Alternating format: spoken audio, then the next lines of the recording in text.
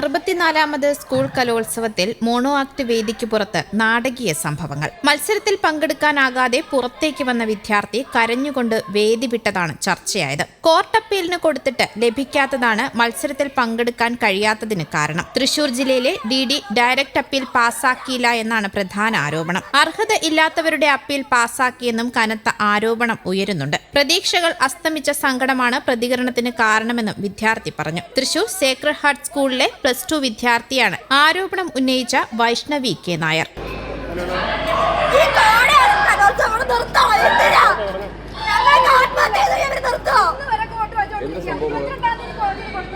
December 22-ാം തീയതി court appeal കൊടുത്തതാണ്. തൃശൂർ ജില്ലയിൽ മോണോ ആക്ടിന് ഒരർഹതയില്ലാത്ത കുട്ടിക്ക് ഫസ്റ്റ് പ്രൈസ് വന്നപ്പോൾ ഞങ്ങൾ ഡയറക്റ്റ് അപ്പീൽ കിട്ടാൻ വേണ്ടിയിട്ടുള്ള വാദം നോക്കി.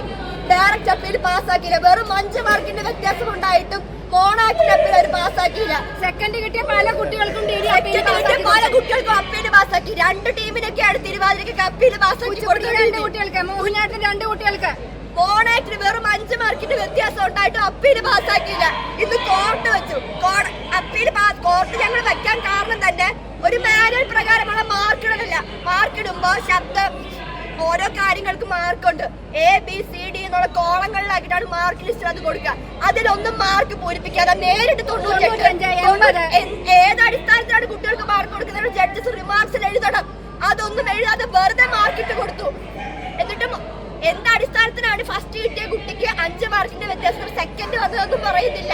റിമാർക്സ് എഴുതിയിരിക്കുന്നത് മികച്ച പെർഫോമൻസ് എന്നാണ് സെക്കൻഡ് വന്ന കുട്ടി. അതായത് ഞാൻ എന്റെ ചെസ് നമ്പറിന്റെ റിമാർക്സ് ജഡ്ജസ് എഴുതിയിരിക്കുന്നത് മികച്ച പെർഫോമൻസ്. എന്നിട്ടും ഡയറക്റ്റ് അപ്പീൽ തന്നില്ല തൃശ്ശൂർ DD. 20,000 രൂപ ഞങ്ങൾക്ക് വലിയ ഉണ്ടായിട്ടൊന്നുമല്ല. എന്റെ അമ്മയുടെ സ്വർണ്ണം വരെ പണയം വെച്ചിട്ടാണ് ഞങ്ങൾ ഇതിലൊക്കെ ഇറങ്ങുന്നത്.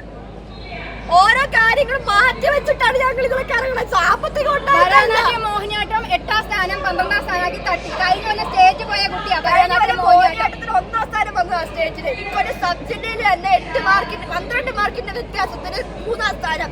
അപ്പീൽ കിട്ടിയില്ല. കോർട്ട് അതും വെച്ചു. കോർട്ട് അതും തള്ളി. ചോദിക്കുമ്പോ പറയുന്നത് സമയക്രമം പാലിക്കാൻ കലോത്സവത്തിന് പറ്റാത്തത് കൊണ്ട് എല്ലാ അപ്പീലുകളും തള്ളാനായിട്ടാണ് കോർട്ട് തീരുമാനിക്കുന്നത്. അങ്ങനെ തള്ളാനാണെന്നുണ്ടെങ്കിൽ ഞങ്ങളോട് ആദ്യം പറഞ്ഞോളൂ. ഞങ്ങൾക്ക് ഇതിന് ഇറങ്ങുമോ? ഓരോ പ്രതീക്ഷയായിട്ട് വരികയാണ്. ഓരോ പ്രതീക്ഷ ഇങ്ങനെ വരുമ്പോ ഞങ്ങൾക്ക് കിട്ടുന്നത് എന്താ? ഞാൻ +2 സയൻസിന് പഠിക്കുന്ന കുട്ടി ഇവിടെ ലാബ് എക്സാം നടക്കുക. അതുവരെ മാറ്റി വെച്ചിട്ട് പ്രതീക്ഷിച്ച് വന്ന് നിൽക്കുക ഒരവസരത്തിന് വേണ്ടിയിട്ട്. ഞങ്ങളെ പോലുള്ള കുട്ടികൾക്ക് വേറെ അവസരം എവിടെയാ ഉള്ളത്? ഒരു അമ്പല പ്രോഗ്രാമിൽ പോയി കഴിഞ്ഞാൽ അവര് പറഞ്ഞു നിങ്ങൾ വലിയ ആൾക്കാരൊന്നും ഞങ്ങൾക്ക് അവസരം തരാൻ കഴിയില്ല. ഈ കോഴ വാങ്ങി മത്സരം നടത്തി അവരുടെ കുട്ടികളെ എത്തിക്കുന്നു. അപ്പീൽ വഴിയെങ്കിലും വരെ അത് തരുന്നില്ല. റിജക്ട് ചെയ്യാണ്. ഈ മത്സരം കൂടെ നിർത്തിക്കണം. എന്തിനാ? തൃശ്ശൂർ ജില്ലയിലെ തൃശ്ശൂർ സേക്രഡ് ഹാർട്സിലാണ് പഠിക്കുന്നത്. News desk Kerala Kaumudi.